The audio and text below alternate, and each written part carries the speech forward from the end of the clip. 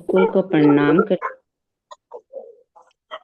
सफलता एक दिन में नहीं मिलती, लेकिन एक दिन जरूर मिलती है। शर्त सिर्फ इतनी है कि समय का सम्मान करो और धैर्य के साथ कभी मत छोड़ो। जिसने इंतजार करना सीख लिया, उसने जीतना सीख लिया। ये दो ऐसे योद्धा है जो हर असंभव को संभव बना देते हैं। तो समय की मार से मत डरिए, क्योंकि समय ही वह गुरु है जो धैर्यवान इंसान को महान बना देता है।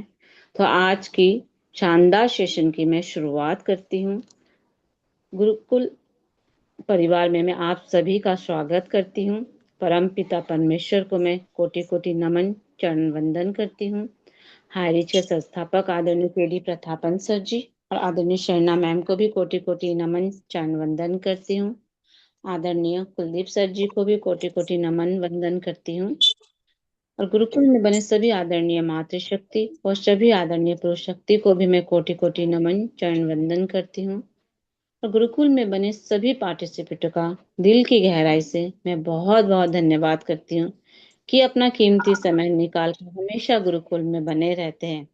तो आज की ट्रेनिंग जबरदस्त और लाजवाब होने वाली है। तो आप सभी से मैं निवेदन करती हूँ कि आप सभी कंफर्ट जोन में रहे और उनके शब्दों से शिक्षा और ज्ञान प्राप्त करें। उनके लिए दो शब्द कहना चाहूंगी, जिनके शब्दों में स्पष्टता, विचारों में सटीकता और कर्मों में ईमानदारी की एक पहचान है, जो सत्य के मार्ग पर चलकर हजारों लोगों को एक सही दिशा में चलना सिखा रहे। तो ऐसे प्रेरणा स्रोत व्यक्ति का हम दिल से स्वागत और अभिनंदन मैं करती हूँ आज के ट्रेनिंग सेशन के लिए। तो सभी को से मैं निवेदन करती हूँ कि मेरा साथ दे और सभी को के डिजिटल क्लैपिंग के साथ ग्रेट गुरु और आदरणीय श्री कुलदीप सर जी को आज के ट्रेनिंग सेशन के लिए आमंत्रित करती हूँ। Most welcome sir ji, most welcome. आप आए और आज की ट्रेनिंग सेशन के माध्यम से अपने अनुभव और विचारों को शेयर कीजिए। Most welcome sir ji, most welcome. Thank you so much. Welcome sir ji. Thank welcome thank you sir. Sir. Thank you sir. Thank you. साथियों, सर्वप्रथम तो परम पिता परमेश्वर को कोटि कोटि नमन वंदन करता हूँ। साथ ही साथ पैनल पर मौजूद हमारे सभी साथी, सभी मातृशक्ति और एक बने हुए हैं हमारे बीच में बर्थडे बॉय। तो साथियों, पहले मैं फॉर्मेलिटी खत्म कर लेता हूँ, उसके बाद वो नाम भी सबके सामने सबके बीच में रखूंगा कि आज हमारे बर्थडे बॉय कौन है। तो सभी साथियों का नमन वंदन करते हुए हमारे संस्था के संस्थापक प्रथापन दंपति mister KD Prathapan sir and Sareena ma'am को कोटि कोटि नमन। और साथियों, आज मेरे अनुज, मेरे छोटे भाई, हमारे राजकुमार मुखर्जी सर का बर्थडे भी है, जन्मदिन है। और वैसे तो साथियों, ये खुशी का दिन है, लेकिन जहां तक मेरे विचार है, मैं इस दिन को खुशी के रूप में कभी भी नहीं मनाता। क्यों क्यों नहीं मनाता साथियों? क्योंकि ये हमारे उम्र का 1 साल कम हुआ है, बड़ा नहीं है साथियों। अगर परमपिता परमेश्वर ने हमको 50 वर्ष की उम्र दी है या 60 वर्ष की उम्र दी है, तो उसमें से 1 साल और माइनस हो गया। तो साथियों, मेरी कोशिश यही रहती है हमेशा कि जब भी बर्थडे रहे तो अपने परिवार के बीच में मनाएं, और सर्वप्रथम अपने माता पिता का आशीर्वाद लें, अपने परिवारजनों में जो भी हमारे बड़े हैं उनका आशीर्वाद लें। साथ ही साथ अपनी इस खुशी को अपने बच्चों के बीच में बैठकर मनाएं। तो मैं सभी को अनम्यूट को ऑप्शन दे रहा हूँ साथियों, और सभी से निवेदन करूंगा कि आज हमारे मुखर्जी सर का बर्थडे है, तो उनको जन्मदिन की बधाइयां दी जाए। सभी को हैप्पी अनम्यूट का बर्थडे ऑप्शन सर कर। जी। हैप्पी बहुत बर्थडे सर। जन्मदिन मुबारक हो सर, बहुत बहुत जन्मदिन मुबारक हो। बहुत बहुत बधाई सर। बहुत बहुत बधाई sir ji, happy birthday. Thank you सभी साथियों को धन्यवाद, जो कि आज हमारे इस जन्म सब ने यादगार पल बना दिए हैं। और सच में हमारे इस गुरुकुल में पहला जन्मदिन है। तो आज से हम यही मानते हैं कि हमारा जो इस गुरुकुल के समक्ष अर्थात इस गुरुकुल में हमारा पुनर्जन्म हुआ है, और आज से हम इस गुरुकुल का जो एक शिष्य हैं, आप सभी साथियों के भाई हैं।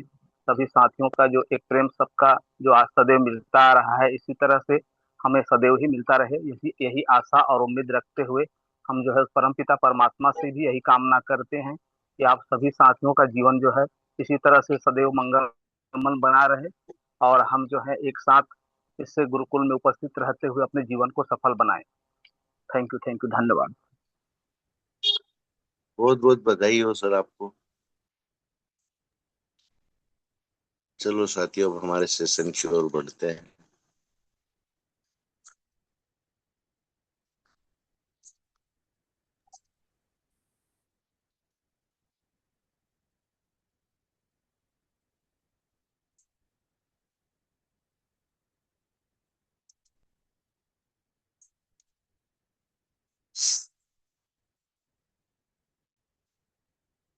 Just a minute friends.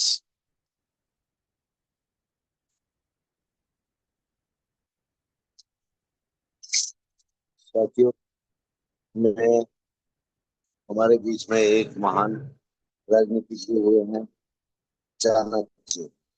मेरी आवाज आ रही है मैम?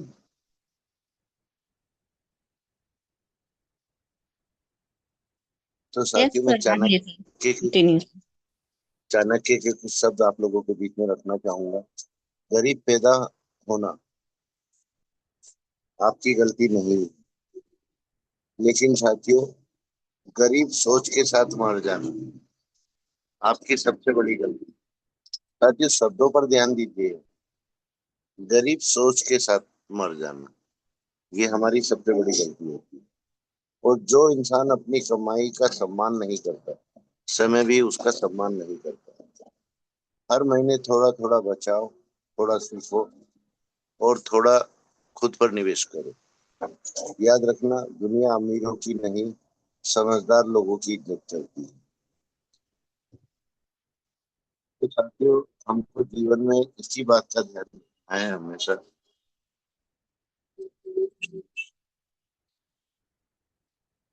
तो साथियों, जो महान राजनीतिज्ञ हुए हैं हमारे बीच में, चाणक्य, ये उनके विचार रखे हैं मैंने अभी आप लोगों को।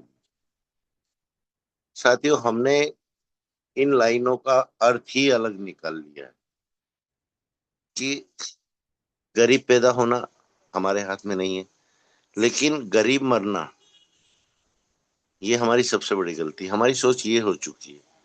साथियों, यहाँ अमीर बनने का इतना फायदा नहीं होता जितना आपकी सोच को अमीर बनाने का होता है। अमीर तो आप खुद ही बन जाएंगे, बस आपकी सोच अमीर बनना चाहिए। और यही हम कहीं ना कहीं मार खा रहे हैं साथियों। हम अपने आप को लग जाते हैं अमीर बनाने में, पैसा कमाने में, और हमारी सोच भी वहीं तक सीमित हो जाती है कि हमको तो पैसा कमाना है, हमको तो बहुत बड़ा आदमी बनना है, हमको तो करोड़पति बनना है। और यही हमारे लिए सबसे घाटे का सौदा क्या होता है कि हमारी सोच ही खत्म हो जाती है। हम इंसान को इंसान समझना भूल जाते हैं, और ना ही हमारे दिमाग में ये चीज आती है कि ये व्यक्ति भले ही दो पैसे कमाता है, लेकिन है तो इंसान। और यही सोच बड़ी होती है साथी। पैसे से इंसान कोई भी बड़ा नहीं हो। ये बहुत बड़ी गलतफहमी है हमारे नेटवर्क मार्केट में। हमारे लीडरशिप यही सोचते हैं कि हमने 10 लाख कमाए, हमने 2 लाख कमाए, हमने 4 लाख कमाए, हमने 1 करोड़ कमाए, हमने 2.5 करोड़ कमाए, और हम बहुत बड़े हो गए। अब तो हमारा मान सम्मान अगर कोई व्यक्ति तोड़ने की कोशिश करे या हमारे मान सम्मान के साथ खेलने की कोशिश करे, तो वह हमारा सबसे बड़ा गुनाहगार। बेशक उसके मतलब की बातें हम करते हो, बेशक उसकी कमियों में जो सुधार की आवश्यकता है उस दिशा में उससे बात करते हो, पर वहां उस इंसान की सोच बड़ी नहीं रहती। उसका अहंकार, उसका घमंड, और साथ ही साथ उसका ईगो बड़ा हो जाता है सर। और यही एक लीडर की शोभा नहीं देता। एक लीडर की इंसानियत मर जाती है यहाँ से। तो साथियों, बड़ा बनो तो अपनी सोच से बड़ा बनो, अपने विचारों से बड़ा बनो। और अपने अंदर ऐसे ऐसे विचारों का जन्म दो जो कोई सपने में भी नहीं सोच सकता। साथियों, आज हम नेटवर्क मार्केटिंग के लिए एक ऐसे गेम का चयन करते हैं जो हमारे लीडरों में शायद कुछ निखार ला पाए, कुछ आगे का अनुभव दे पाए। साथियों, गेम सब बहुत जरूरी है हमारे फिजिकल फिटनेस के लिए, जैसे कबड्डी हुआ, हॉकी हुआ, क्रिकेट हुआ, फुटबॉल हुआ, जितने भी हमारे नेशनल गेम, सब कहीं ना कहीं हमको फिजिकल फिटनेस देते हैं ताकि हमारा स्वास्थ्य अच्छा रहे, हमारे कार्य करने में स्फूर्ति रहे और हम बड़े साहस के साथ अपने शरीर को थकाए बिना काम करते रहे। क्यों साथियों, फिजिकल जितना फिट रहने की आवश्यकता है, मेंटली भी उतना ही फिट रहने की आवश्यकता है। तो जहां तक मेरी समझ में आया, क्योंकि आप सबके बीच में मैं पहले ही शेयर कर चुका हूं कि मैं एक सेल्स का बंदा हूं, मेरा जॉब प्रोफाइल एक सेल्स ट्रेनर की रही है। तो मुझको तो एक ही चीज समझ में आई है साथियों, अगर किसी इंसान को पढ़ना है, किसी इंसान के दिमाग से खेलना है, तो हमको खेल भी ऐसा ही चयन करना पड़ेगा हमारे अंदर निखार लाने के लिए। तो साथियों, चेस से बढ़िया मुझको यहाँ कोई दूसरा गेम समझ में नहीं आता। आज चाहे आप हॉकी को ले लो, चाहे फुटबॉल को ले लो, चाहे क्रिकेट को ले लो, वहां भी तो यही चीजें लागू होती है, वहां भी यही चीजें लाती है कि सामने वाला बॉलर अगर आ रहा है तो हमको कौन सी गेंद डालेगा सिर्फ,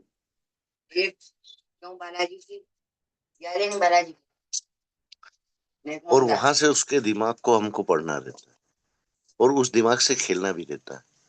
और ये सब चीजें जो साथी हमारे चेस खेलते हैं उनको भली भांति मालूम रहता है। क्यों?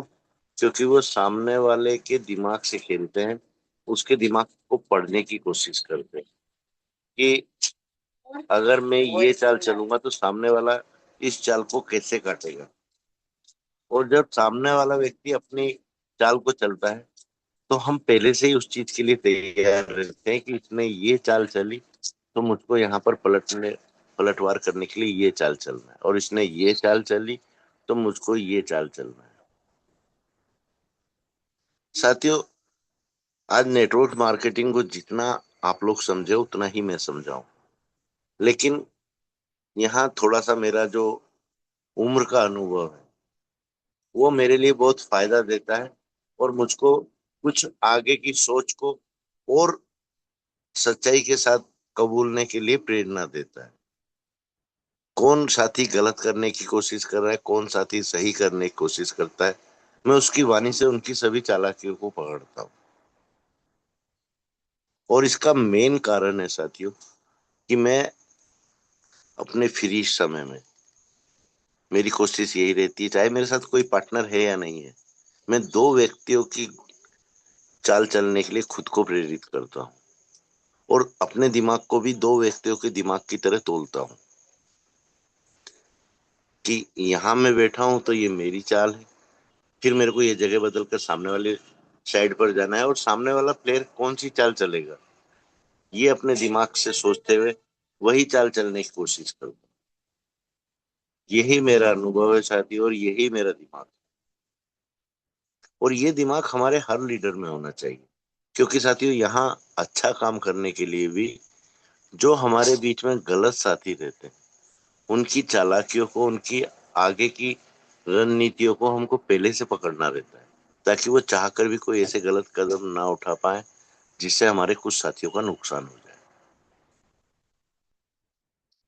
साथियों, नेटवर्क मार्केट के लीडर को हमेशा चौकन्ना रहना पड़ता है, हमेशा अपने दिमाग को उस ओर लगाना पड़ता है कि और मैं क्या अच्छा सोचूं और क्या अपने विचारों में ऐसा रखूं जो मैंने पहले कभी नहीं रखा। और जब भी हम ट्रेनिंग के लिए आए, हम कुछ ऐसे विचार लेकर आए जो हमारे साथियों को ऐसा लगे कि नहीं, ये बातें तो पहली बार हो रही है। बेशक वो बातें हम इससे पहले 10 बार दोहरा चुके, पर हमारी वाणी में, हमारे शब्दों में और हमारे शब्दों को रखने के तरीके में हम में इतनी महारत होना चाहिए कि जैसे एक खिलाड़ी कोई भी गेम खेलता है, ऐसे आप लोगों को शब्दों के साथ खेलना आना चाहिए। अगर जिस दिन आपने शब्दों से खेलना सीख लिया ना साथियों, उस दिन आप एक बहुत अच्छे वक्ता भी बनोगे, बहुत अच्छे ट्रेनर भी बनोगे। और जो बात अपनी आप रखना चाह रहे हैं, जो बात आप अपनी सभी साथियों को समझाना चाह रहे हैं, बहुत आसानी से उनको समझा पाओगे। एक ट्रेनर का दायित्व यही तो होता है साथियों। आज हमारे साथी सिर्फ इस सोच में, इस विचार में लगे रहते हैं कि आज मुझको अगर स्पेशल स्पीच का पार्ट मिला है तो शायद कल मैं अपनी बातें दोबारा ना रख पाऊं, और आज ही जो मेरे अंदर है मैं वो सब बातें रखकर अपने आप को फ्री करूं। और यही एक अच्छा लीडर मार खा जाता है, क्योंकि जो बातें वो रखना चाहता है उन बातों को पूरी तरह से रख भी नहीं पाता है। क्यों? क्योंकि बंधन रहता है थोड़ा सा। जिस टॉपिक पर ट्रेनिंग होती है उस टॉपिक पर हमको बात करना रहती है। अगर हम अपनी बातें वहां रखते हैं तो हम उस साथी की मेहनत पर पानी फेरते हैं, जिस साथी ने बहुत अच्छे विचारों के साथ हमको कुछ सिखाने की कोशिश की है। और ये चीजें कहीं ना कहीं हमको खुद नीचा दिखा देती है कि आज मुझको बोलना क्या था और मैंने क्या बोला। ये बातें हमारे उस साथी को अपने आप अनुभव में आती है। क्या देना, हमारे उस साथी को खुद समझ में आ जाती है जब वो अपनी वाणी रखने के बाद आराम करता है, मतलब दूसरे साथियों को सुनता है।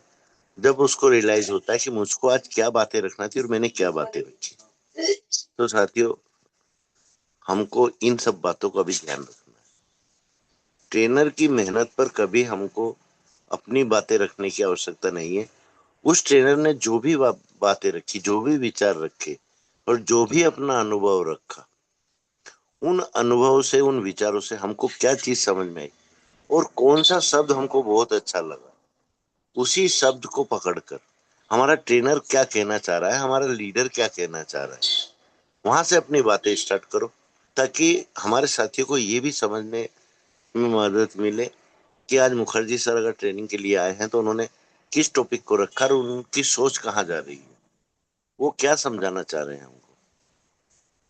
और नेटवर्क मार्केटिंग में साथियों यही कम्युनिकेशन होता है कि एक दूसरे के विचारों को समझो, एक दूसरे के विचारों को साझा करो और एक दूसरे को आगे बढ़ाते हुए खुद आगे। हमारे बीच में साथियों हम सबके दिमाग एक जैसे नहीं है। कोई साथी बहुत जल्दी कैच करता है और कोई साथी दो बार तीन बार वो चीज रिपीट ना हो जब तक उसको ये चीजें समझ में नहीं आती कि आज हमारा ट्रेनर समझाना क्या चाह रहा है। या तो कोई कॉल आकर डिस्टर्ब करता है, या परिवार का कोई सदस्य एट ए टाइम कुछ काम बताता है तो आदमी डिस्टर्ब होता है। बहुत से साथी जानबूझकर अपने आप को कंफर्ट जोन में नहीं रहते तो डिस्टर्ब होते हैं। पर ऐसा नहीं है कि पूरा एक घंटा हर साथी अपने आप को कंफर्ट जोन में ना रख पाए।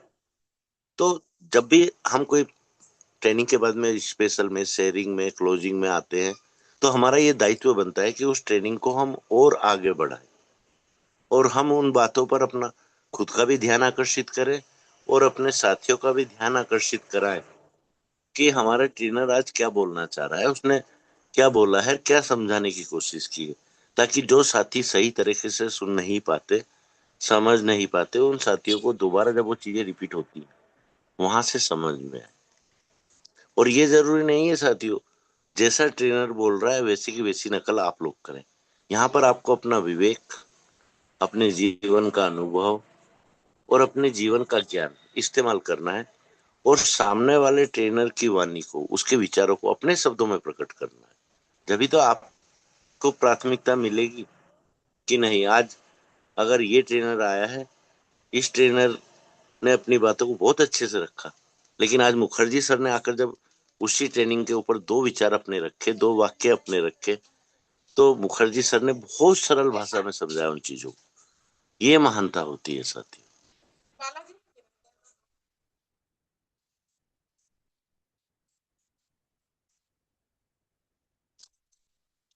और साथियों जीवन चाहे हमारा पारिवारिक हो, जीवन चाहे हमारे घरेलू बिजनेस को आगे बढ़ाने का हो, चाहे एक नेटवर्क मार्केटिंग का बिजनेस हो, हमारा हर बिजनेस में एक लक्ष्य पहले से निर्धारित रहता है जो हमको खुद को करना रहता है। आज ऐसे ही नहीं कि हम उठे और उठकर गए, चार सामान खरीद लाए और लेकर बैठ गए कि हमारे पास तो चार सामान है, हम तो शाम तक चार सामान बेचेंगे। साथियों, हो सकता है उस दिन पूरे दिन जो सामान आपके पास है उस सामान की किसी को नीड ही ना हो, उसकी आवश्यकता ही ना हो, और पूरे दिन उस सामान की बिक्री आपकी ना हो, तो आप क्या करोगे? मायूस होगे, और मायूस होगे तो अपने आप के अंदर नेगेटिव विचारों का जन्म दोगे। और जबकि यही चीज आप जो चार सामान लिए हैं वो उनमें एक चीज ये भी कर ले कि चारों सामानों की क्वालिटी में डिफरेंस ले आए, हर छोटी और हर बड़ी क्वालिटी को वहां मेंटेन करें, और एक सामान के प्रति ध्यान फोकस ना करें, 10 तरह के सामान अपने साथ रखें। बेशक उनकी क्वांटिटी कम हो पर उनकी क्वालिटी 100% शुद्ध होना चाहिए। तभी तो आप एक बिजनेस को सेट कर पाओगे। मेरा कहने का तात्पर्य ये है साथियों, जैसा कि हमारे हाई रिच में आज हमारे बीच में कितने प्लान है। बेसिक प्लान है सबसे लोअर क्लास के लिए, इन्वेस्टमेंट प्लान है अपर मिडिल क्लास के लिए, ओटीटी प्लान है हमारे बीच में हाई प्रोफाइल व्यक्तियों के लिए, क्रिप्टो करेंसी है हमारे बीच में। हमारे ऐसे इन्वेस्टर जो पैसा लाखों में कमाते हैं लेकिन उसको वो बैंक में रख रख कर भी थक गए, एफडीआई पर्याप्त हो गई, सिर्फ टैक्स ही टैक्स दिए जा रहे हैं, तो वो यहाँ इन्वेस्ट करके टैक्स तो नहीं बचेगा पर कम से कम एक वो पूर्ति तो होगी जो वो पूर्ति करना चाह रहे हैं, पैसा तो सही जगह इन्वेस्ट होगा। दूसरा, आज सबको मालूम है कि फार्म नंबर 62 अगर कहीं पर लग गया तो वहां उस व्यक्ति को टैक्स से छूट मिल जाती है, उसको टैक्स नहीं भरना पड़ता। और फार्म नंबर 60 जहां लगता है वहां हर व्यक्ति को टैक्स देना पड़ता है। अगर बैंक में उसने लाखों करोड़ों रुपए रखे तो एक एक रुपए पर उसको टैक्स पे करना पड़ेगा। ये आप सब भी जानते हैं, हम भी जानते हैं। और 62 फार्म किसके लिए यूज होता है? कोई भी साथी एनालाइज करके बताएगा मुझको।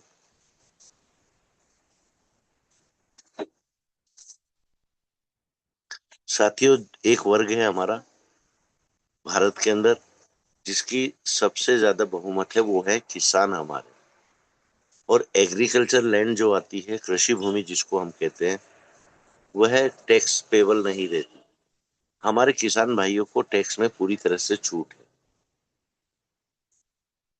तो अगर हमको इन्वेस्ट ही करना है साथियों, तो इन्वेस्ट के लिए हमको खेती से पर्याप्त कोई चीज दूसरी नहीं मिलती। अरे अभी रख देंगे, थोड़ी देर से रख देंगे।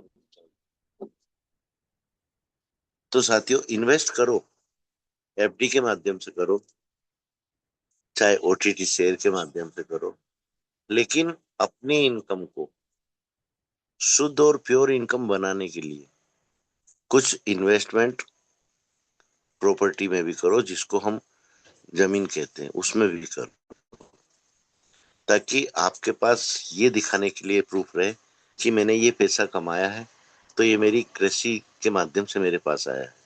और आपका काला धन भी एक नंबर में आ जाए और आप टैक्स पे करने से बचें। और हर साथी को ईमानदारी के साथ टैक्स देना चाहिए गवर्नमेंट को, क्योंकि टैक्स गवर्नमेंट के पास जाएगा तो ये टैक्स हमको नई नई योजनाओं के माध्यम से रिटर्न हमको ही मिलता है साथियों। हमारे देश के विकास में काम आता है, कुछ ऐसी परियोजनाओं में काम आता है जो हमारे किसान भाइयों को मदद करती है, या हमारे बिजनेसमैन को मदद करती है, या हमारे छोटे वर्ग की मदद करती है। इसलिए टैक्स देना भी जरूरी। तो साथियों, एक तो टैक्स बचाने का तरीका सबसे बेटर है कृषि भूमि, वहां इन्वेस्ट करो। और एक और तरीका है जहां से आप इन्वेस्ट भी कर सकते हो और पैसा भी बचा सकते हो, अपनी लाइफ को भी सुरक्षित, सॉरी फ्रेंड्स, अपनी लाइफ को भी सुरक्षित कर सकते हो और अपनी आने वाली पीढ़ी को भी सुरक्षित कर सकते हो। उसको कहते हैं जीवन बीमा। 80C के तहत हम जो भी बीमे के अंदर राशि इन्वेस्ट करते हैं, वहां पर 80C के माध्यम से हमको टैक्स में छूट मिलती है। बच्चों की पढ़ाई, जैसे बच्चों की फीस है, वो भी अगर हम 100 करते हैं तो वहां से भी हमको टैक्स नहीं लगता है। ये नॉलेज भी हमारे हर साथी को होना चाहिए, हर लीडर को होना चाहिए कि अगर हम 2 पैसे अच्छे से कमा रहे हैं तो हम उतना ही टैक्स दें जितना हमारे लिए जरूरी है। ऐसे नहीं कि हम कमा तो लाख रुपए रहे हैं और पूरे लाख रुपए पर ही हम टैक्स दे दें। तो हमसे बड़ा बेवकूफ और हमसे बड़ा नादान भी कोई नहीं होगा। क्यों? क्योंकि हम जो पैसा कमा रहे हैं उस पैसे को हम कुछ परसेंट टैक्स में दे रहे हैं। ना हमारी लाइफ सिक्योर हुई, ना जो हमारा इन्वेस्टमेंट है वो सिक्योर हुआ। साथियों, आज हम जीवन बीमा क्यों कराते हैं? और एक यही एक ऐसा कार्य है साथियों कि कोई भी एजेंट कह लूं मैं, अभिवक्ता कह लूं मैं, जो बीमा अभी करता रहते हैं, वही व्यक्ति खुलकर बोलते हैं कि सर, आप यहाँ इन्वेस्ट करो, यहाँ से इतना आपका लाइफ सिक्योर अमाउंट मिलेगा, इस प्रकार से ग्रोथ होगी। और अगर आपको कुछ हो भी गया, कहने का मतलब आप अगर मर भी गए तो पैसा आपका सुरक्षित है, आपका बीमे के रूप में आपके परिवार को मिलेगा। आज कितनी बड़ी बातें हैं साथियों। एक ऐसे प्रकार से भी हम पैसा कमाते हैं जहां हम सामने वाले व्यक्ति को मारते भी हैं, उसका डर को दर्शाते भी हैं, उसकी लाइफ को सिक्योर भी करते हैं, उसके बच्चों का भविष्य भी सिक्योर करते हैं, उसके परिवार का भविष्य सिक्योर करते हैं। ये सिर्फ एक जीवन बीमा अभिकर्ता ही कर सकता है। और साथियों, ये हमको करने की क्यों आवश्यकता है? देखो साथियों, ट्रेडिशनल प्लान होते हैं, टर्म इंश्योरेंस होता है, लाइफ इंश्योरेंस होता है, और कुछ ग्रोथ प्लान रहते हैं जहां पर पैसा हमारा बहुत जल्दी बढ़ता है, शेयर मार्केट में लगता है वो पैसा। और जो टर्म इंश्योरेंस है हमारा, और जो ट्रेडिशनल इंश्योरेंस है हमारा, वो लगता है उन संस्थाओं में जो देश की रक्षा में कार्य करते हैं। जैसे देश को हथियार की आवश्यकता होती है तो वहां पर ग्रोथ कम होती है, पैसा थोड़ा स्लो प्रोग्रेस करता है। लेकिन क्यों करता है? क्यों? क्योंकि ये पूरा पैसा इक्विटी में लगता है और ये पूरा पैसा हमारे देश की रक्षा प्रणाली में इन्वेस्ट किया जाता है, इसीलिए पैसा धीरे धीरे ग्रोथ करता है। तो साथियों, अगर हम अपने पैसे को जो हम कमाते हैं उसको अपने जीवन को सिक्योर करने में भी थोड़ा बहुत इन्वेस्ट करें, अपने बच्चों का भविष्य वहां से हम संभालें। क्योंकि ये तो हम सब जानते हैं, जब तक हम जिंदा हैं तब तक ही हम हमारे परिवार के लिए 2 पैसे कमा सकते हैं। लेकिन अगर हमको कुछ हो गया, हमारे बच्चों का भविष्य अभी अधूरा है, जो उनको चाहिए वो हम नहीं दे पाए उनको अभी, और इसी बीच में अनावश्यक हमको कुछ हो गया, तो हमारे बच्चे तो बर्बाद हो गए।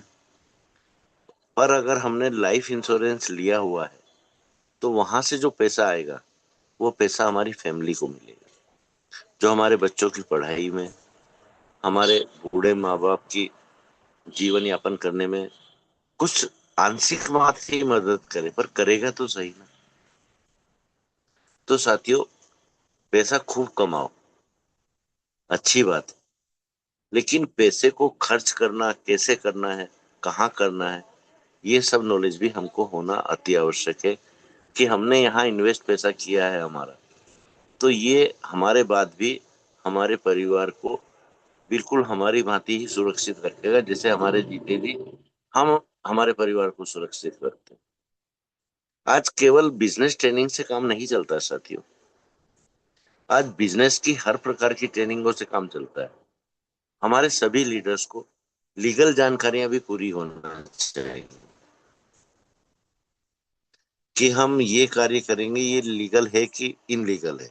ये जानकारी और ये अंतर भी हमको मालूम होना चाहिए, ताकि ना तो हमारा कोई लीडर हमको बेवकूफ बना पाए, ना ही हमारे कंपनी के ओनर हमको बेवकूफ बना पाए, ना ही कोई सिरफिरा व्यक्ति जो किसी की उपलब्धियों से जलता है और जैसा झूठा केस हाईरीच पर लागू हुआ है ऐसे केस लगाता है, तो हमारे लीडर ही उसकी बातों का जवाब दें, ताकि वो आइंदा ऐसी गलतियां करने की कोशिश ही ना करे, ऐसी गलतियों को दोहराने की उसकी हिम्मत ही ना हो।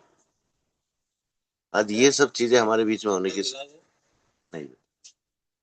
हमारे बीच में ऐसे लीडर की भी आवश्यकता है कि जो लीगल जानकारी पूरी रखते हो।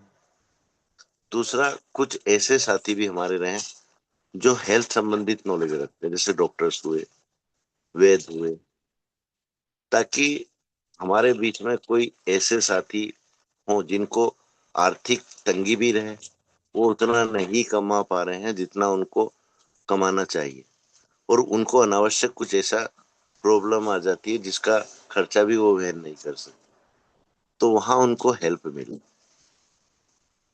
और जब भी हम एक नेटवर्क मार्केटिंग की शुद्धता को जानेंगे, पहचानेंगे और सबको साथ लेकर आगे बढ़ेंगे। इन सब बातों का नॉलेज भी हमको होना चाहिए। हर क्षेत्र में साथियों नॉलेज जब भी आता है जब हम कोशिश करते हैं उस क्षेत्र का ज्ञान लेने के लिए। ऐसे ही नहीं कि हम उठे और अपने विचार रख दिए बस सिर्फ लोगों को दिखाने के लिए, लोगों की वाही वाही लूटने के लिए। कह रहे नहीं, आज तो कुलदीप सर आए, आज तो कुलदीप सर ने बहुत अच्छी बात कर ली। मेरा फर्ज यही खत्म नहीं होता सर। हमारे हर लीडर पर यह नियम लागू होता है कि हम जो बात रख रहे हैं उस दिशा में हमारी सोच कहाँ तक गई है, कहाँ तक हमने इसका क्रियान्वयन किया है। ये सब भी हमारे बीच में और हमारे अंदर होना चाहिए साथी। जब तो हमारी कथनी और करनी एक कहलाएगी कि हम उठे और हमने बोल दिया कि ये काम ऐसे होना चाहिए और बैठे रहे दूसरे साथियों के भरोसे, मैंने नहीं लिए।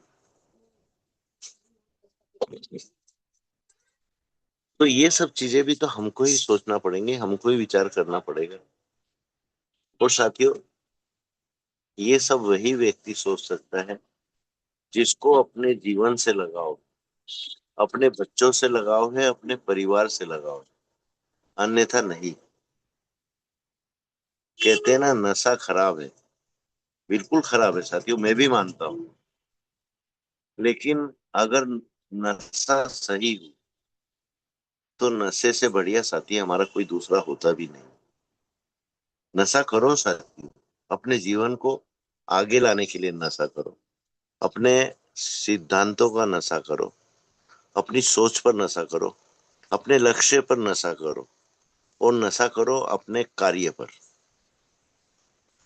वह नशा सही दिशा है हमारी। और यही सब कुछ चीजें अगर हम चाणक्य के विचारों को पढ़ें और पढ़ने के बाद उनको समझें, ऐसे नहीं कि बस हम एक सेशन लेने के पुरता एक उसके विचारों को पढ़ लें और उसके विचारों को रिपीट कर दें।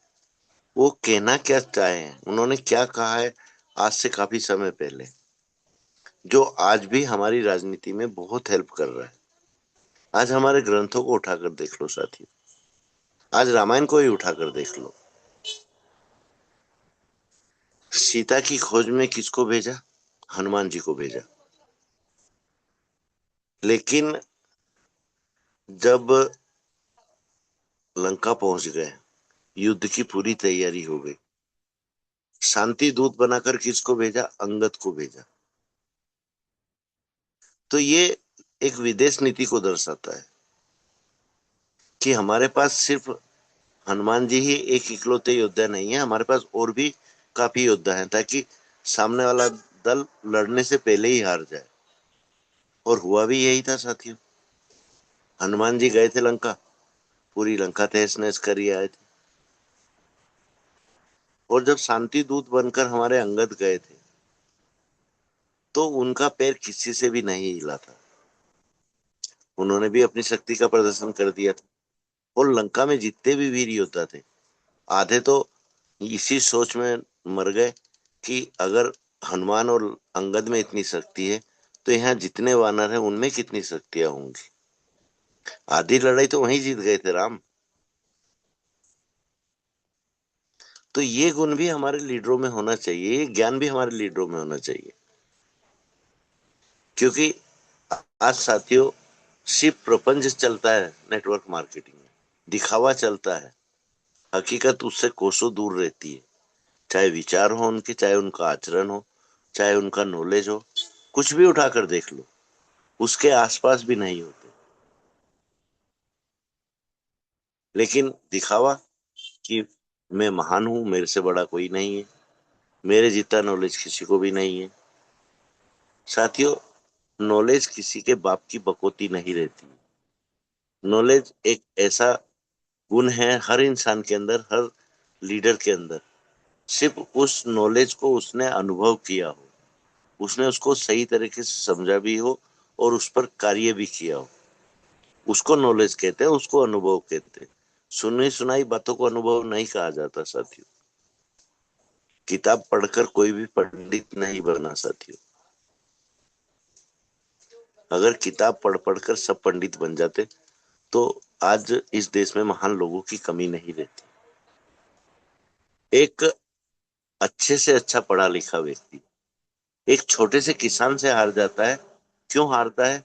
क्योंकि किसान को मौसम से लेकर हर चीज का अनुभव रहता है, हर चीज की जानकारी रहती है, जो उसने अपने बड़ों से हासिल किया हो रहता है और खुद ने भी अनुभव किया रहता है। बेशक वो स्कूल के दर्शन भी नहीं किए उसने, पर उसने प्रैक्टिकल तो किया है। नहीं तो वही बात होती है साथियों, एक व्यक्ति पढ़ लिख कर अपने घर वापस लौटा और पढ़ाई भी किस सब्जेक्ट से की? एग्रीकल्चर से, मतलब कृषि विज्ञान से। और उसको हर वो चीज सिखाई गई वहां पढ़ाई के माध्यम से कि आपको खेती करना है तो क्या करना है, कैसे करना है, कैसे जुताई करना है, कैसे बुवाई करना है, हर चीज का नॉलेज दिया गया। लेकिन नॉलेज प्रैक्टिकल नहीं दिया, सिर्फ किताबी दिया। और जो वो डिग्री लेकर अपने घर आया और उसके घर के बड़ों ने बोला जा बेटा खेत में जुताई करिया, तो वो जाना कहाँ था उसको? सबसे पहले बैल के पास जाना था, फिर जो बैलों के कंधे पर जूड़ा बोलते हैं उसकी तरफ जाना चाहिए था। लेकिन वो कहाँ गया? सीधा अपने कमरे में गया, सीधा किताब खोली और वो चीज ढूंढने लगा कि मुझको खेत की जुताई करने के लिए सबसे पहले किन साधनों की आवश्यकता पड़ेगी। क्यों? क्योंकि प्रैक्टिकल नॉलेज नहीं था। यही सब चीजें हमारे नेटवर्क में भी लागू होती है कि जब तक हम खुद अपने आप को कार्य में नहीं झोंकेंगे, कुछ पर्सनल अनुभव नहीं लेंगे कार्य करते हुए, तो साथियों हम हमारे लाइफलाइन को क्या बताएंगे, लाइफलाइन को क्या सिखाएंगे, जब वो प्रैक्टिकल हमने ही नहीं किया। सिर्फ हमने अच्छे अच्छे मोटिवेशनल स्पीकरों को सुना, अच्छे अच्छे वक्ताओं को सुना और वहां से हम बन गए कि हम तो महान लीडर हैं, हम तो बहुत बड़े लीडर हैं। संयोगवश टीम भी अच्छी बन गई, टीम भी बड़ी बन गई, दो पैसे की अर्निंग भी हो गई, लेकिन अनुभव जीरो। तो उस लीडर का कौन सम्मान करेगा जिसकी टीम में उससे ज्यादा अनुभव वाले व्यक्ति हैं, जिन्होंने खुद जमीनी प्रैक्टिकल किए हैं, जमीन पर रहकर कार्य किया है, समाज की ऊंच नीच को जानते हैं, पहचानते हैं, लोगों के विचारों को समझते हैं। वही लीडर तो मान सम्मान पाएगा साथियों। और यही हमारा निवेदन आप सभी से रहता है हमेशा कि सिर्फ अपने आप को आगे बढ़ाने पर ध्यान दो और सिर्फ सीखने पर ध्यान दो। और जो सीखा है उसको अपनी वाणी के माध्यम से वाक्यों में तब्दील करके सभी के बीच में रखो, ताकि ये अनुभव हमारे दूसरे साथी भी सीखे और उस कार्य को करने के प्रति आकर्षित भी हो और उस अग्रसर भी हो। सिर्फ सुनने से काम नहीं चलता साथी। कहते हैं ना कि अच्छा वक्ता बनने के लिए अच्छा श्रोता बनना आवश्यक है, लेकिन अच्छा लीडर बनने के लिए अच्छा श्रोता भी होना चाहिए, अच्छा वक्ता भी होना चाहिए, और अच्छा कार्य प्रणाली को कर गुजरने की क्षमता वाला व्यक्ति भी चाहिए। यहाँ एक चीज और जुड़ती है, नेटवर्क मार्केटिंग, जिसको हमारे साथी कभी बोलते भी नहीं, कभी उनके मन में ये विचार भी नहीं आते। तो इसलिए कहते हैं नेटवर्क मार्केटिंग में लीडर को हर पल सोचना पड़ेगा कि हमको अपनी ट्रेनिंग्स में क्या चीजें लाना है, हम ऐसे कौन से विचार रखें जो हमारे सभी साथियों को हम सही तरीके से समझा पाए। नकल करने से कभी काम नहीं होता, नकल करने से हमको डिग्री हासिल हो जाएगी, लेकिन नॉलेज, अनुभव और ज्ञान ये हमारे आसपास भी नहीं रहेगा। इसीलिए कहते हैं कि नकल करना आसान नहीं है, नकल में भी दिमाग की जरूरत पड़ती है, ऐसी नकल नहीं होती। और जिसके पास गुणों का भंडार रहता है उसकी तो कोई कितनी भी कोशिश कर ले, मैं दावा करता हूं कि कोई 1% भी उसकी नकल नहीं कर सकता। क्यों? क्योंकि वो कब आकर किस सब्जेक्ट पर अपनी बातें रख दे, किस टॉपिक को लेकर बैठ जाए, क्योंकि अनुभव है उसके पास, नॉलेज है उसको। आप ये चीज कहाँ से लाओगे? तो एक तो ये अहंकार कभी मत पालो कि मुझसे बड़ा वक्ता कोई नहीं है, मुझसे बेटर ट्रेनर कोई नहीं है, मुझसे बढ़िया कोई वाणी रखने वाला नहीं है। जब हमको हमारे शब्दों पर ही कंट्रोल नहीं है तो हम काहे के वक्ता। और हम अपने आप को एक अच्छे वक्ता के रूप में प्रदर्शित करते हैं। साथियों, यहाँ हमको किसी दूसरे के बारे में ये सोचने की आवश्यकता नहीं है कि ये मुझसे बेटर बोलता है। हमको यहाँ पर ये सोचने की आवश्यकता है कि अगर ये व्यक्ति इतना अच्छा बोल सकता है तो मैं क्यों नहीं बोल सकता। मैं अपनी वाणी को इतनी शुद्धता से, इतने निखार के साथ क्यों नहीं रख सकता। हर लीडर के अंदर ये सोच होना चाहिए और ये सीखने की कला होना चाहिए कि नहीं, आज अगर ये लीडर इतना अच्छा बोल रहा है तो कल मैं इससे भी अच्छा बनकर दिखाऊंगा। और जब सब साथियों के अंदर ये सोच आ जाएगी ना, तो हमारे बीच में एक भी साथी ऐसा नहीं रहेगा जिसकी वाणी में निखार ना हो। और किसी साथी को ये कहने की आवश्यकता नहीं पड़े कि अगर मुझको भी मौका मिले तो मैं भी ऐसी बात रख सकता हूँ। साथियों, जहां मौका मिले, जहां वो परम पिता परमेश्वर आपको आगे लाए कि हम चार आदमियों के बीच में बैठे हैं और वहां कोई विचार विमर्श चल रहा है, तो हम हमारी वाणी के माध्यम से अपने आप को स्थापित कर सकते हैं। वहां पर अपने आप को पेश करो।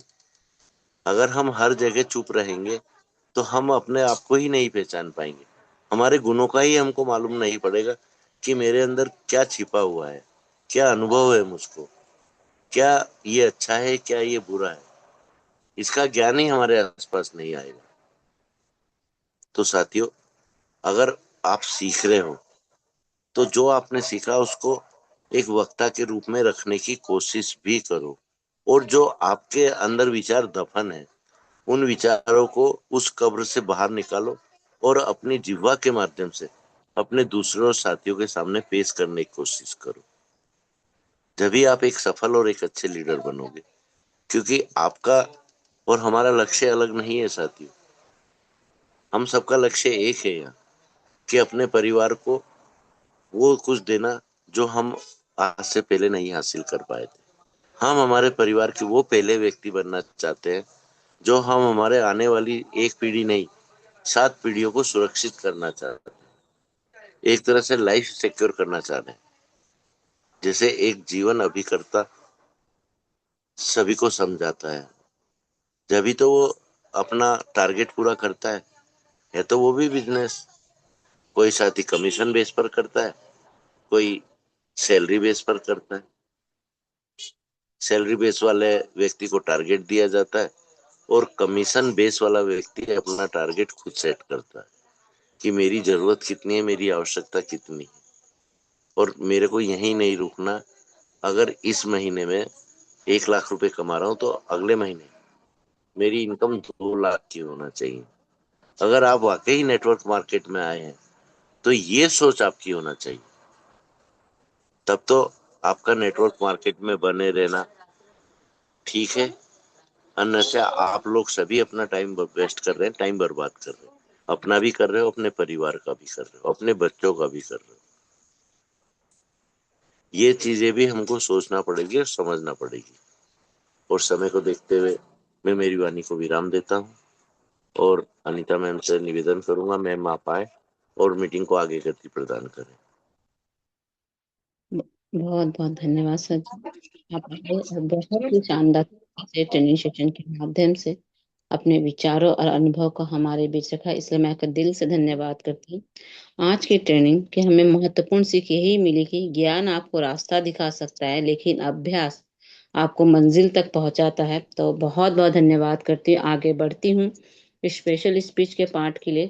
तो स्पेशल स्पीच के पार्ट के लिए आमंत्रित करना चाहूंगी आदरणीय डिगर से अरविंद। मैम को ले लीजिए, ओके डिगर से मैम को ले लीजिए। हाँ, थैंक यू सर। आगे बढ़ती हूँ स्पेशल स्पीच के पार्ट के लिए। तो आमंत्रित करना चाहूंगी आदरणीय सुनीता डिगर से मैम, जो पांडुर्मा मध्य प्रदेश से बिलोंग करते हैं।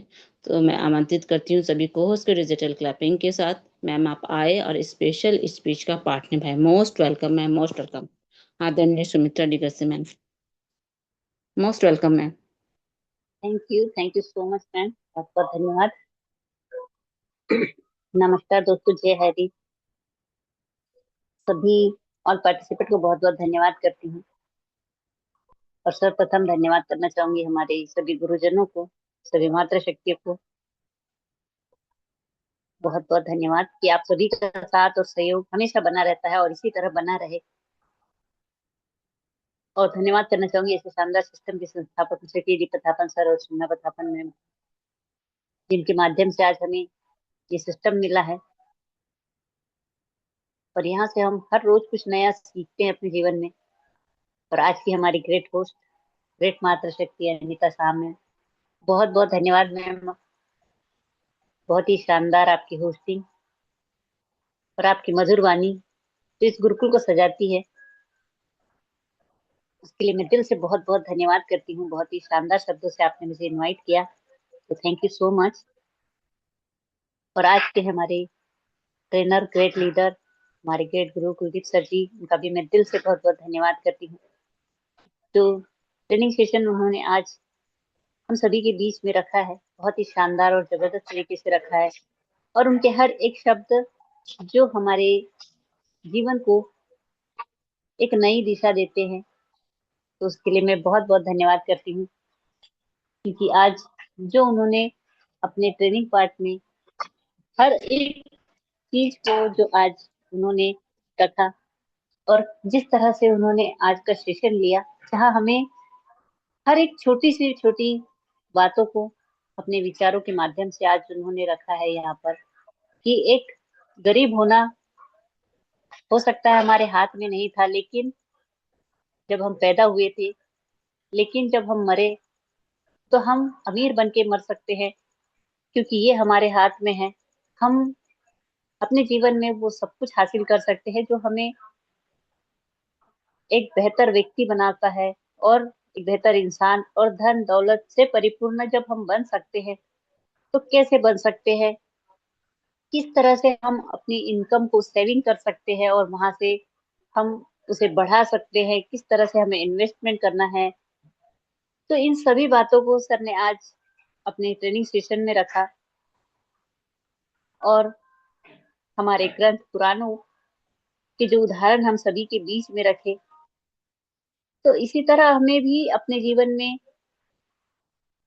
किसी भी कार्य को जब हम करते हैं, तो पूरी श्रद्धा, पूरे विश्वास के साथ हमें करने की जरूरत होती है। क्योंकि जब तक हम किसी भी कार्य को पूरी शिद्दत से नहीं करते, तो हम उसमें सफल नहीं हो पाते। तो इसलिए कहा जाता है ना दोस्तों, कि बड़ा आदमी बनना अच्छी बात है, लेकिन एक अच्छा आदमी बनना बहुत बड़ी बात होती है। तो बड़ा आदमी बनना कोई मुश्किल काम नहीं है। अगर व्यक्ति चाहे तो वो बहुत जल्दी बड़ा आदमी बन सकता है, किसी भी तरह से। लेकिन एक अच्छा आदमी बनना एक बहुत बड़ी बात होती है, जिसके लिए एक शानदार व्यक्तित्व और धैर्य, विश्वास उसके अंदर हर चीज का होना बहुत जरूरी होता है। तो ये सारी चीजों को जब हम अपने अंदर डेवलप करते हैं, एक बेहतर व्यक्तित्व का निर्माण करते हैं अपने आप में, तो अपने आप को सिखाते हैं। और जो कुछ हम सीखते हैं तो सिर्फ हमें स्वयं तक उसे सीमित नहीं रखना है, उसे लोगों तक भी पहुंचाना है कि हमने जो सीखा है, जो ज्ञान हमने लिया है, उसे हम औरों तक भी पहुंचाए, बांटे। तो सिर्फ लेने का भाव ना रखे, क्योंकि किसी भी चीज को जब हम सिर्फ लेते रहते हैं तो उसका हमारे पास बहुत सारा संग्रहण हो जाता है, जमा हो जाता है। और कहीं ना कहीं जमा की हुई चीजें हमेशा खराब होती है, क्योंकि ज्यादा संग्रहित आप किसी भी चीज को अगर करते हो तो कहीं ना कहीं वो खराब होती है। तो उसे बांटना भी सीखो, चाहे वो पैसा हो, धन दौलत हो, ज्ञान हो। तो हर चीज को हमें बांटने की भी जरूरत होती है, क्योंकि ज्ञान भी अगर हम बांटते हैं तो वही ज्ञान हो सकता है किसी और के जीवन को एक बेहतर बनाने की ओर ले जाए।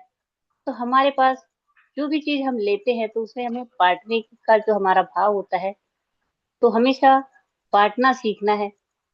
हर चीज का संग्रहण नहीं करना है, क्योंकि किसी भी चीज का संग्रहण अच्छा नहीं होता।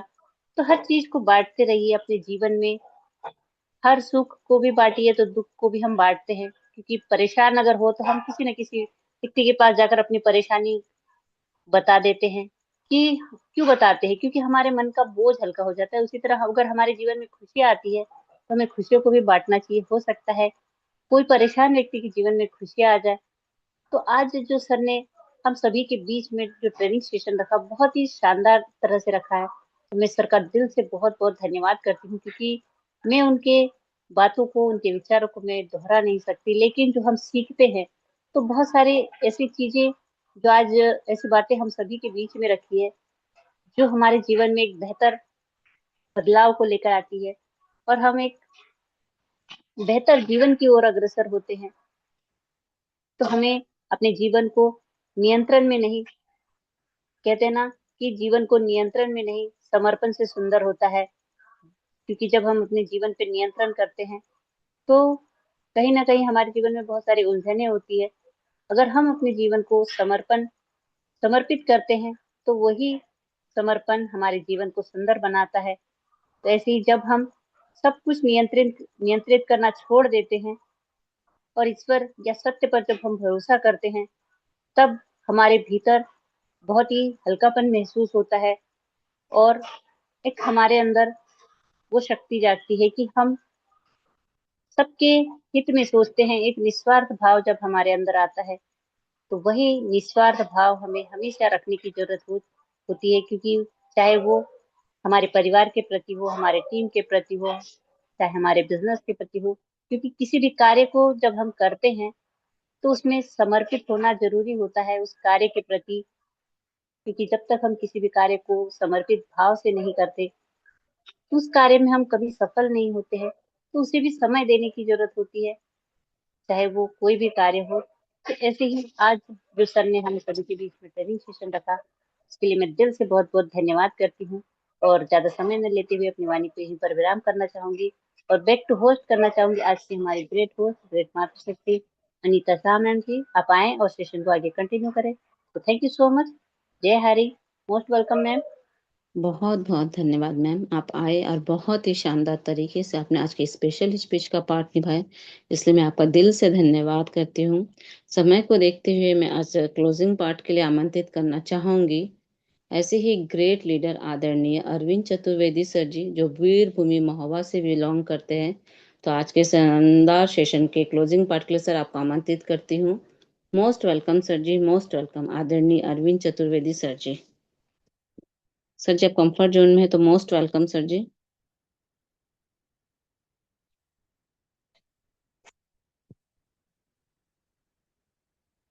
तो आगे बढ़ती हूँ क्लोजिंग पार्ट के लिए। मैम साकिया सर को ले लीजिए, और साकिया सर कंफर्ट जोन में ना हो तो रूपक ठाकुर सर को ले लीजिए। Okay sir, thank you.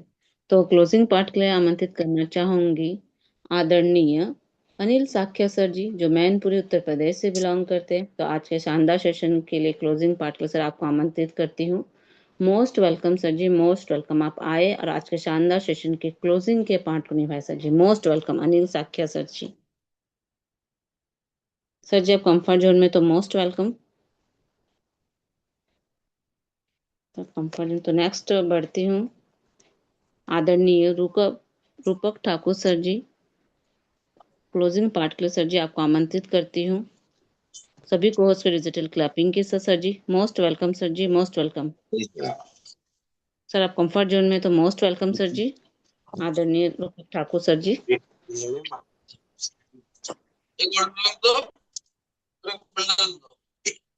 मंडल कौन सा? कंफर्ट जोन में नहीं सर। आगे बढ़ती हूँ क्लोजिंग और आशीष वचनों के लिए ऐसे ही ग्रेट लीडर को आमंत्रित करती हूँ। आदरणीय भजीत महामन छत्तीसगढ़ से बिलोंग करते हैं, तो सभी को उसके डिजिटल क्लैपिंग के साथ क्लोजिंग और आशीष वचनों के लिए most welcome sir ji, most welcome. आप आए आज के शानदार सेशन क्लोजिंग और आशीष वचन को निभाए sir ji. Most welcome sir ji. Thank you ma'am ji, जो कि आज हमें आपने आज के इस गुरुकुल में अपने विचार रखने का मौका दिए। और सच में उस परमपिता परमात्मा को सत सत नमन वंदन, जो कि हमें यह पल देते हैं। और आप सभी साथियों का जो साथ मिलता है, सच में उस परमपिता परमात्मा का असीम कृपा ही है। हमारे माता पिता, आप सभी साथियों के माता पिता को चरण वंदन नमन करते हुए, हमारे संस्था के संस्थापक माननीय केडी प्रस्थापन सर सरीना में आपको सैल्यूट है, नमन वंदन है। क्योंकि साथियों, वो हमारे ऐसे उदाहरण हैं जिन्होंने हमें संघर्ष का पाठ पढ़ाया है। और साथियों, हमारे गुरुवर जो कि सदैव ही हमें हर प्रकार के ज्ञान से परिपूर्ण करने का जो प्रयास कर रहे हैं, सच में बहुत ही सौभाग्यशाली माने अपने आप को, जो कि हमें ऐसे महान व्यक्तित्व के धनी, महान ज्ञानी, महान अनुभवी हमारे गुरुवर जी का जो साथ हमें मिला हुआ है। और हम जो साथियों इस गुरुकुल में इन सभी बातों को जानने का जो प्रयास कर रहे हैं, सीखने का जो प्रयास कर रहे हैं, साथियों यही सीख हमें अपने जीवन में अमल करने की जरूरत है। यही सीख से हम आगे बढ़ सकते हैं। तो ऐसे गुरुवर को कोटि कोटि नमन वंदन है। आप सभी मातृशक्ति, पुरुष शक्ति, सभी साथी जो है हमारे लिए सच में महान है, क्योंकि आपके सब विचार और सब भावनाएं, सब व्यवहार जो है सच में एक उत्तम जीवन जीने के लिए प्रेरित करते हैं। तो आप सब साथियों को कोटि कोटि नमन वंदन है। साथियों, आज की सेशन में हमारे अनीता साहा मैम जी, जिनके मधुर वाणी और उनके बातों में जो सार झलकता है, हम सभी साथी जो है आपके एक एक वचन को समझने का प्रयास करते हैं। और सौभाग्यवश हमें आपका होस्टिंग मिला हुआ है। जिस तरह से आप आज हमारे इस गुरुकुल में हम सभी साथियों को जो है एक भूमिका देते हुए अपने बातें को रखने का जो मौका दे रहे हैं, सच में आपका जो यह एक एक शब्द है लाजवाब है मैम। इसी तरह से आपके शब्द जो है हम सबको मिलता रहे। आपको सैल्यूट है, नमन बंदन है। साथियों, सेशन की बात की जाए तो हमारे ऐसे गुरुवर जिनके एक एक वचनों का अगर अर्थ निकालें तो बहुत ही समय लगेगा। और साथियों, उनके गुणों को बखान करने के बजाय अगर हम उनके गुणों को अपने जीवन में अमल करें, अपने जीवन में एक एक शब्दों को अध्ययन करते हुए, एक एक शब्दों को पालन करते हुए हम उस शब्दों में चलना ही सीख लें, तो सच में जिस अनुभव, जिस ज्ञान को आज हमें मिल रहा है, इन्हीं ज्ञान और अनुभव से हम अपने आप को परिपूर्ण करने का एक सुनहरा मौका प्राप्त कर सकते हैं। हर प्रकार का ज्ञान साथियों, आज हमारे गुरुवर जी ने हर प्रकार का ज्ञान दिए। जिस तरह से एक हायरिस हमारे जो कंपनी है जिसमें हमने अपना सपना देखा है, इसी के आधारित आज उन्होंने हर प्रकार के जो जिस व्यक्ति का जैसा भी एक मौका मिला हुआ था, जिसको बेसिक में आना था, जिसको डिजिटल में आना था, जिसको ओटीटी में आना था, जिसको क्रिप्टो करेंसी में आना था, हर प्रकार का प्लान मौजूद था।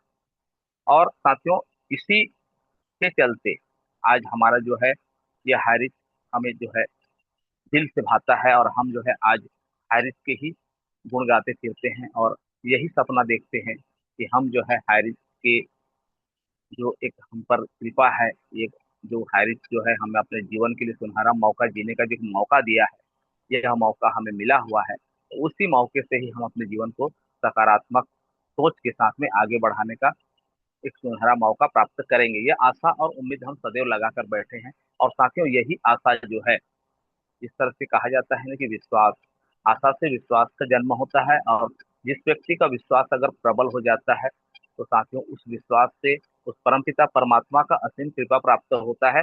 और साथियों वही विश्वास जो है हमको अपने लक्ष्य तक ले जाता है। तो साथियों आज का ज्ञान जिस तरह से हमारे गुरुवर जी ने कहे, साथियों कहते हैं ना कि किसी भी व्यक्ति को किसी चीज का नशा लग जाता है, तो साथियों क्यों ना हमें भी नशा लग जाए, लेकिन नशा भी ऐसा कि हमें अपने लक्ष्य को पाने का नशा, अपने सिद्धांत को चलने का नशा, अपने सिद्धांत को मानते हुए आगे बढ़ने का नशा। साथियों ये भी एक नशा है।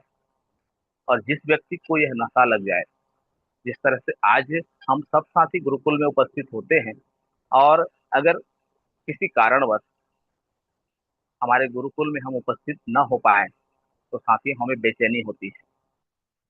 यह भी हमारे लिए एक नशा ही है, क्योंकि हम आज इस गुरुकुल में आप सभी साथियों का जो विचार जानने का प्रयास करते हैं, एक एक शब्दों का जो अर्थ समझने का प्रयास करते हैं, एक दिन भी अगर चूक जाए तो सच में एक ऐसी बेचैनी होती है, ऐसी तड़प होती है कि आज हमने बहुत मूल्यवान चीज को जो है खो दिया। तो इस तरह से साथियों हमारे जीवन में जो एक अच्छे विचार का एक जो नशा है, यह करने की जरूरत है। और इन्हीं शब्दों को साथियों, इस तरह से आज हम नेटवर्क मार्केटिंग में हैं, और हमारे गुरुवर जी ने बहुत ही सरल शब्दों में हमें सदैव समझाने का प्रयास करते हैं कि एक नेटवर्क मार्केटिंग करने वाले व्यक्ति को अच्छा वक्ता भी बनना है, अच्छा श्रोता भी बनना है, और साथियों अपने कार्य कुशलता को भी अच्छा बनाना है। साथ में जो जमीनी ज्ञान है, जो कि हमें अपने स्तर को एक पहचानने का मौका प्रदान करता है, इसमें भी हमें कुशल होना है। तो हर प्रकार का साथियों, साथ में साथियों हम जिस कार्य को करते हैं, उस कार्य को जो है अंजाम तक पहुंचाने तक का एक निरंतरता भी अपने जीवन में होनी चाहिए। तो इस प्रकार के सारे गुण एक नेटवर्कर में होना चाहिए, तभी वह नेटवर्कर जो है अपने आप को, अपने परिवार को और अपने आने वाले सभी साथियों का एक उदाहरण बन सकता है, और उनके सारे सपनों को पूरा करने में अपना योगदान दे सकता है। तो इस प्रकार के जो ज्ञान आज हम सब साथी प्राप्त करते हैं, यह सच में किसी भी ऐसा जगह नहीं होगा जहाँ पे ऐसे ज्ञान दिया जाता होगा। साथियों किसी भी चीज को अगर कोई व्यक्ति कह दे, तो ये जरूरी नहीं कि वह सत्य है, लेकिन एक अनुभवी व्यक्ति जिन्होंने अपने जीवन में उस पल को देखा है, उस पल से सीखा है, और उस पल का अंजाम क्या दुख है, क्या सुख है, क्या सही है, क्या गलत है, तो ये सारे परख वही व्यक्ति करता है साथियों, जो उस पल से गुजरा हुआ है, जो उनको अनुभव है, जो उन्होंने प्रैक्टिकली की हुई है। तो ये ज्ञान साथियों जो आज हमारे हमारे गुरुवर देते हैं, उनके एक एक शब्दों को हम सब पहचानने का प्रयास करें, जानने का प्रयास करें, और यही सीख हमारे जीवन को एक सही दिशा देने का एक सुनहरा मौका हमको दे रहा है। और हम अगर इन मौके को लेना चाहें, तो कोई भी ऐसा व्यक्ति नहीं होगा जो अपने जीवन में जिस भी कार्य को करे उसमें सफलता हासिल ना कर पाए। तो ऐसे अनेक विचार हमारे गुरुवर के सदैव हम सबको मिलते आ रहे हैं, और सदैव ही मिलते रहेंगे। यह तो आशा और उम्मीद हम सब लगाए हुए हैं, और हमारा आशा और उम्मीद सदैव पूरा होते जा रहा है, बरकरार रहेगा। और हमें विश्वास है कि ऐसे आशीष हमें मिलते रहेंगे। आपके एक एक वचन सर हमारे जीवन के लिए अति उत्तम है, और हम आपके एक एक वचन को सर्वधार्य करते हैं। इसी तरह से आपके ज्ञान जो है हम सबको मिलता रहे। साथियों आज का जो ट्रेनिंग हमारे गुरुवर जी ने लिए, ट्रेनिंग क्या कहें, हमारे जीवन का सीख है, और यही सीख हम अपनाएं। तो आपके एक एक वचन सर सच में बहुत ही कीमती रहते हैं, मूल्यवान रहते हैं, बस समझने वाला चाहिए, क्योंकि साथियों समझना ही एक बहुत बड़ी कला होती है। सर आपको सैल्यूट है, नमन बंदन है। साथियों स्पेशल स्पीच में हमारे सुमित्रा डिगार से मैम जी आई, उन्होंने भी साथियों आज हमारे गुरुवर के जो शब्द हैं उनको अपने शब्दों में दोहराए। कुछ ऐसे विचार भी रखे कि साथियों, जीवन जीवन में जो नियंत्रण, जो एक शब्द है साथियों, जीवन की नियंत्रण, अर्थात हम किसी भी चीज को कहीं से सीख तो जाते हैं, कहीं से जान तो जाते हैं, लेकिन उसको अपने ही जगह में अगर सीमित कर दें तो वह किसी काम का नहीं रहता। उसे हमें दूसरे व्यक्ति को भी बांटने की जरूरत है, दूसरे व्यक्ति को भी देने की जरूरत है, तभी वह कार्य जो है हमें सफलता की ओर ले जाता है। और हम किसी से ज्ञान लेते हैं और उस ज्ञान का कीमत तभी निकलता है कि हम तो सफल होंगे ही होंगे, लेकिन हमारे आने वाले जो साथी हैं वो भी सफल हो जाएं। इसलिए साथियों, जीवन नियंत्रण से सुंदर नहीं, समर्पण से होता है। तो इस तरह के जो शब्द आज हमारे मैम जी ने रखी, सच में हमारे लिए बहुत ही अनमोल है। आपने हर बात जो है हमें अपने जीवन के अनमोल सीख को बताते हुए रखे में आपको सैल्यूट है, नमन बंदन है। साथियों, जिस प्रकार से आज हमारा एक एक शब्द गुरुवर से मिले हुए हैं और हम जो है अपने आप को पहचानने का प्रयास कर रहे हैं, साथियों हम अपने आप को ही पहचानने का प्रयास करेंगे ना, तो हमें ये सारा ज्ञान जो है सच में बहुत ही अच्छे ढंग से समझ में आने लगेंगे और हम जो है कोई भी कार्य करेंगे तो उस कार्य में सच में हम सबको सफलता मिलेगी और मिलते आ रहा है। क्योंकि साथियों, आज हम जिस भी परिस्थिति में हैं, जैसा भी परिस्थिति में है, भले ही हमें आज हमारे हाईरिस्क से 1 रुपए का है इनकम नहीं है, लेकिन हम एक हाईरिस्क के भरोसे को, हाईरिस्क के विश्वास पर ही तो टिके हुए हैं। और यही सोच और यही सीख, जिसकी सत्यता आज हम सबको एक सूत्र में बांधे हुए हैं, जो कि हमारे गुरुवर की असीम कृपा हम पर है। साथियों, जीवन में इसीलिए कहा जाता है ना कि अनुभवी व्यक्तियों का अगर साथ मिल जाए तो सच में साथियों वह कार्य जो है सफल होता है। और इसीलिए साथियों, किसी भी कार्य को करते हैं तो उस कार्य को पूरी समर्पण से करें, अर्थात अपना तन मन धन जिस प्रकार से कहा जाता है, ये हर प्रकार से हमें उस कार्य में लगाने की जरूरत है। तभी हम वहां से जो है अपने जो सपने हैं, कार्य करने की जो सफलता हमें प्राप्त होनी है, उस सफलता को प्राप्त कर सकते हैं। और साथियों, यही जो एक एक छोटी छोटी मगर मोटी बातें जो कहते हैं ना, एक छोटी छोटी बातों से ही हमारे बड़े जो कार्य होते हैं, इसलिए छोटी छोटी बातों हम कभी भी नजरअंदाज करें, वहीं से हमारा सफल होता है। और हम जो अगर किसी छोटे कार्य को पूरा करते हैं तो वहां से हमारा जो है मन की जो प्रबलता है, मन की जो इच्छा शक्ति है, वह कि हमने तो इस कार्य को पूरा कर लिया, तो क्यों ना इस कार्य को भी हम पूरा कर सकते हैं। तो इस तरह से साथियों, अगर हम छोटे कार्य को पूरा कर लेते हैं तो हमारा बड़े कार्य को पूरा करने के लिए हमारा जो है एक विश्वास जागता है, और हम साथियों उस विश्वास खत्म करते हैं तो हमारा बड़ा कार्य भी पूरा होता है। असंभव कार्य भी साथियों ऐसे उदाहरण मिलते हैं हमें जो कि पूरा होते हैं। आप रामायण ले लीजिए, महाभारत।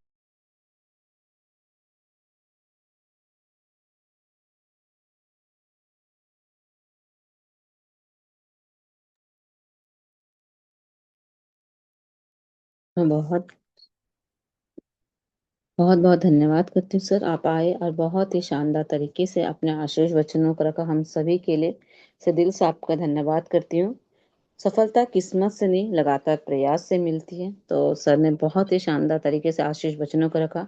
तो समय हो चुका है, आज की मीटिंग को मैं यहीं समाप्त करती हूँ। हरीज के सभी पार्टिसिपेंटों का मैं दिल की गहराई से बहुत बहुत धन्यवाद करती हूँ। सर आप सभी को म्यूट का ऑप्शन दीजिए, जय जय हरीज के नारे के साथ। जय हरीश, जय जय मैं हरीश, अपनी वाणी को यही विराम करती हूँ सर। जय जय हरीश, जय जय हरीश। जय हरि, जय हरि, जय जय हरि, जय जय हरि।